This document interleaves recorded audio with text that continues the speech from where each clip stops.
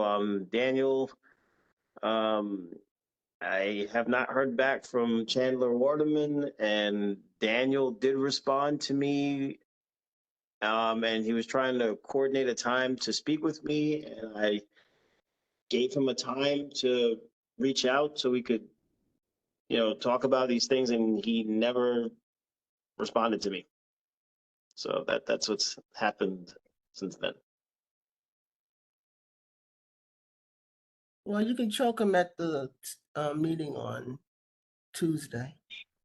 Yeah, yeah. How's everything going? Based on your observations, anything positive to report?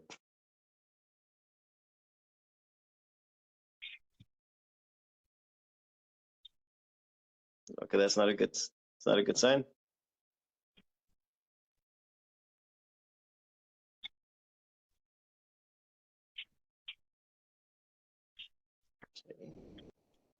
Is there anything to report? Well, I got my neighbor finally fined next door with his hazard condition, where he had his tenants throw out their garbage in the front yard, and I had to write the commissioner and rat patrol and embarrass them with pictures and videos, and tell them that this was, horrendous. And and why was he allowed to do this? Because he's bragging about how he's protected. And sanitation was saying that they didn't see anything wrong with the violation. They didn't see anything as they drove by. They were blinded. So they were closing out the tickets. So I wanted an investigation why they couldn't see. And I wanted to know why Rat Patrol was taking so long to come out to give a summons. And once I started putting out videos of the tenant throwing mattresses and tons, about 30 bags of garbage in the front yard, that kind of put some heat on them. So they cleaned it up and put everything in bags and things. And I said that was nothing more than putting lipstick on a pig. And so I took a close up on that. I said that needs to be moved out now. And then they moved it. And they put it in the back. And then my neighbor sent me a picture. And I said, well, that's putting lipstick on the pig 201. Wow. And I said, you just moved it from the front to the back. And that's 5 weeks worth of garbage. And sanitation doesn't pick it up. And then I complimented our sanitation department, said how they work so hard. And I said, I hope that they do choose to pick it up, because that'll be 5 weeks of them not picking up the garbage. And the rats will have a nice smorgasbord back there. So hopefully they won't drop the bags as they're, hopefully if they do pick it up, and make a bigger mess back there. And I said, he should be fined, because this is not his first rodeo, because he's protected. And I wanted to know why he's protected, because he feels he's protected because he's bragging around the block that he's protected. So they picked up the garbage that Saturday, every last bag, all 30 bags, and the mattress, and they went about their merry way. And it was very clean. So now I have another challenge. He now put nice bins out in the front for his tenants, and they drag the bags in the back on garbage day. But however, we have a rule: no garbage cans in the front yard. So there was a vote where Troy Avenue, East 45th, and I think East 43rd was are the 3 blocks that has it where the garbage goes in the back. And that's where sanitation collects the garbage, and no one has cans in the front because we want to keep the block beautified, as they say. And this particular landlord, who's off-site, decides that he's going to put his cans in the front because it's easier for his fourth floor tenant to access the garbage. And so he's the only one that has that. And he has a shed in the back, which the previous owner had made it the garage a shed. and he could put it in those cans in there and give everyone a key. But since he doesn't want, I don't know why they don't do that. I brought it to our council person, which was her representative, Sabrina. And Sabrina has to speak with them since she led the brigade with the 3 blocks, and said that it was unanimous that the homeowners did not want to put the garbage in the front and it had to go in the back. So she needs to lead the brigade and speak to that homeowner and get it resolved. Put those cans in the back. Because he's the only one on Troy Avenue who has his cans in the front. So that's where I am now. So I'm going to convince Sabrina with a nice letter for tomorrow. Probably in 3 in the morning when I wake up. And write her a nice letter and give her the number for the gentleman who's the property manager. And say, what's the status on your conversation with them? So she has the number, so she won't drag her feet up saying that she didn't have the number. I just don't understand how sanitation can drive by a place and just close out a ticket and Because just go they're getting about paid their up, they're getting paid under the table. And they said in another ticket, they said they was giving him an education on how to prepare the garbage. And so I showed the video of how he was throwing the garbage in the yard, just tossing it in the front yard. I said, so I wrote the commissioner and the Department of Mental Health and Hygiene. I said, this is the education he received. So I wrote a lot of scathing, embarrassing emails to them. So I got the results I wanted. Yeah, and it seems like the only way that anybody's going to get any progress is through these elected officials, and even getting them to do something is a pain. Like, this is just crazy. Well, I have to say that I had to embarrass them with videos. Videos talk. You can see the power, but a video will talk when you show someone in action. And when you have absentee homeowners, it doesn't make the battle easy. It's about collecting a check. That's about what it is. You have no investment except to collect that check.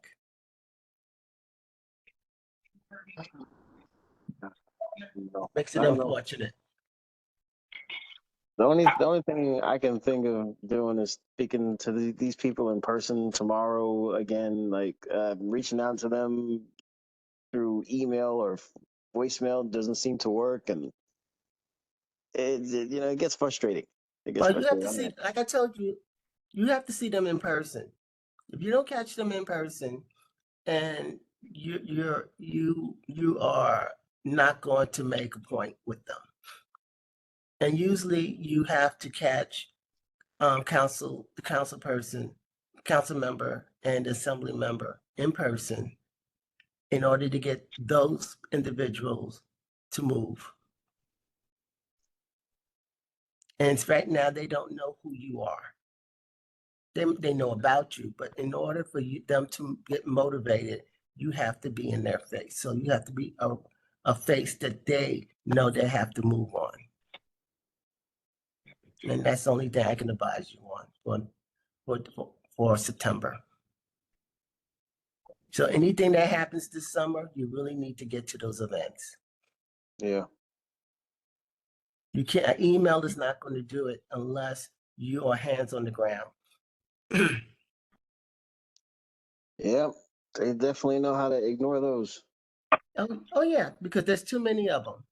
I just can't believe that this guy reached out to me, and then when I responded to his email, he just went silent. Like, I don't understand it. It's crazy. Who, Daniel? Yeah. Because the council member is you're not in the council member's face, so she doesn't know who you are.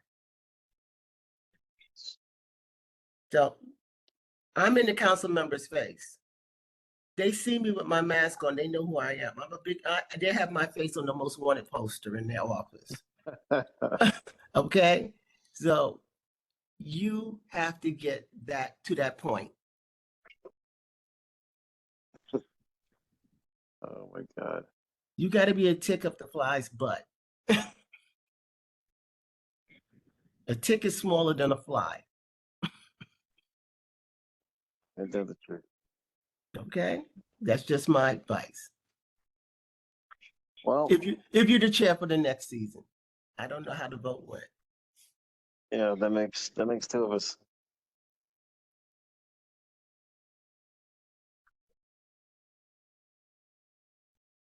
Well, I guess we're just gonna have to wait and see what happens tomorrow.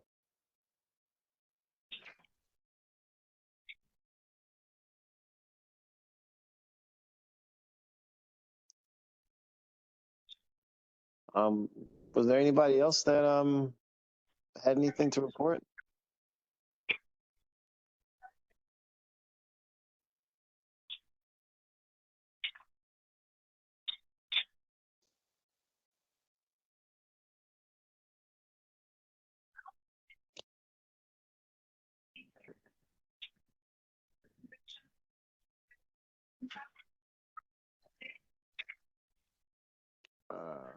Okay. We had someone new last meeting. Have are they? Did they? I don't recall their name. Are they here today?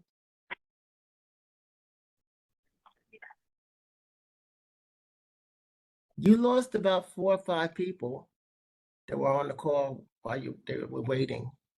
So I don't know if they left. Oh God. Ah, that's terrible.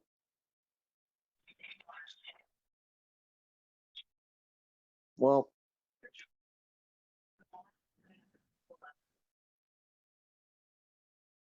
I don't even know what to say at this point. I don't know what to say.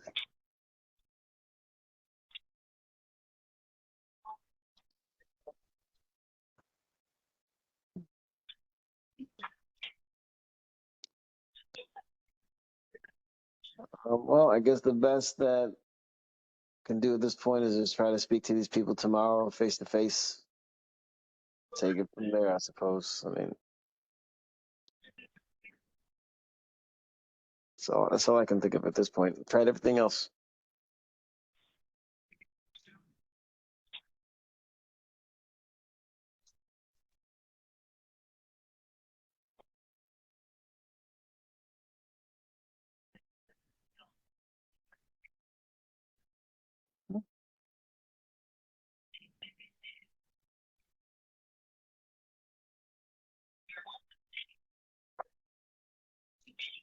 Well, I I guess we'll just get the roll call done.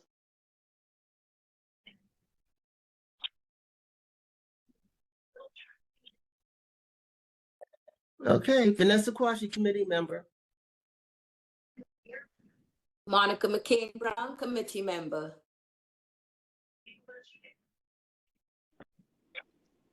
Jadeva Smith, committee member. Eduardo Cameron, committee member.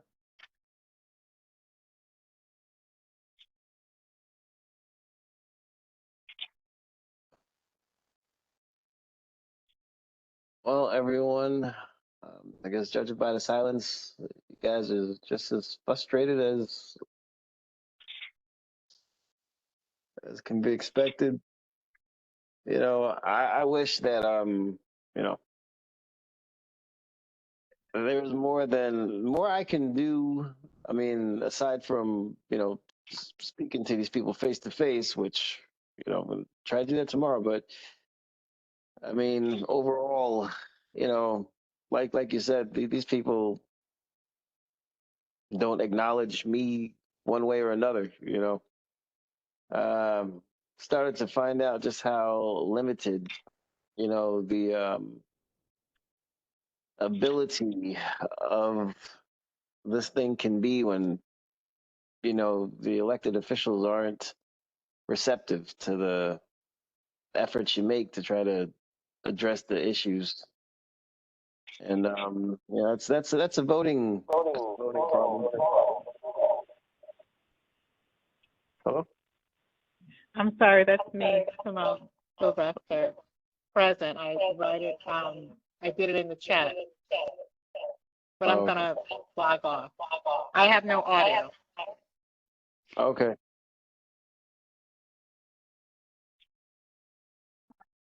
With all that said, I don't want to keep you guys here longer than we need to be. I appreciate you guys being on the call, and hopefully tomorrow, things will be better. That's all I can say.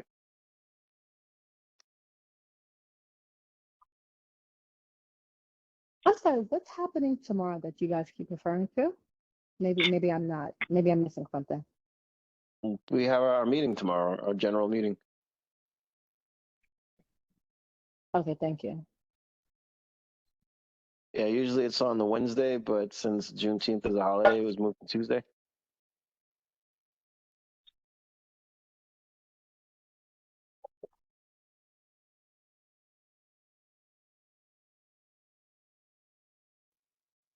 With that said, I guess I'll just wish everyone a good night. And Oh, wait, we got a motion to adjourn. oh, right. Can we have a motion to adjourn for the night? Vanessa Quashi, committee member. It's now 8:05. I motion to adjourn the meeting, sanitation meeting. Anyone second that? Monica McCain Brown will second the motion to adjourn the meeting at 8:05 p.m.